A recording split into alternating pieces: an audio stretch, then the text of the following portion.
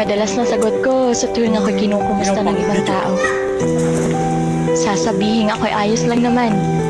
Sabay bigay ngiti na animoy walang problemang pinapasan. Okay lang ako. Okay nga lang ba talaga ako? Di ko rin kasi alam. Di ko alam kung ako'y okay ba o hindi o baka nasa kalagitnaan. Pero okay lang ako. Okay lang ako. Pero pag walang nakatingin, dinadala na naman ako sa dilim. Sa dilim na matagal ko nang nilalabanan.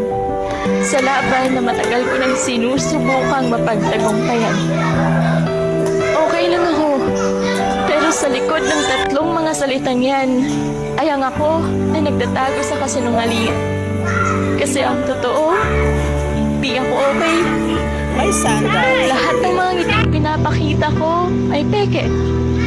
Magmukha lang malakas sa harap niyo para di na kayo mag-alala pa sa tunay na kalagayan ko. Pero okay lang ako. Gusto kong maging okay na totoo. Gusto kong sabihin sa'yo na kailangan kita. Kaso, baka ako pa'y makaakala. Gusto kong may makausap. Kaso, baka husgahan mo ako at di mo ako matanggap.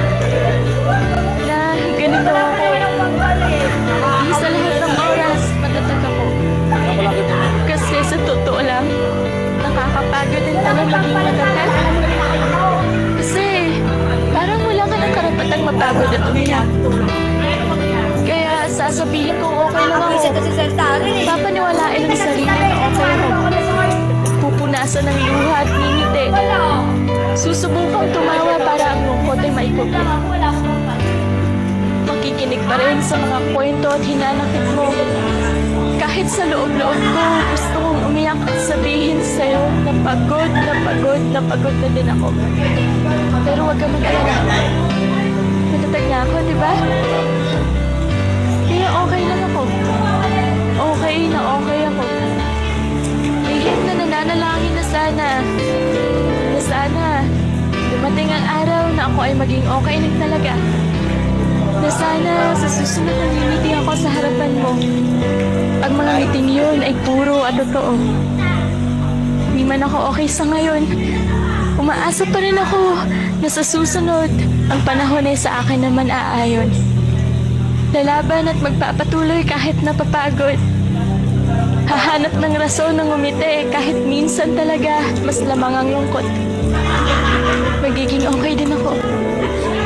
Di man sa ngayon, di man bukas. Pero balang araw, magiging okay din ako.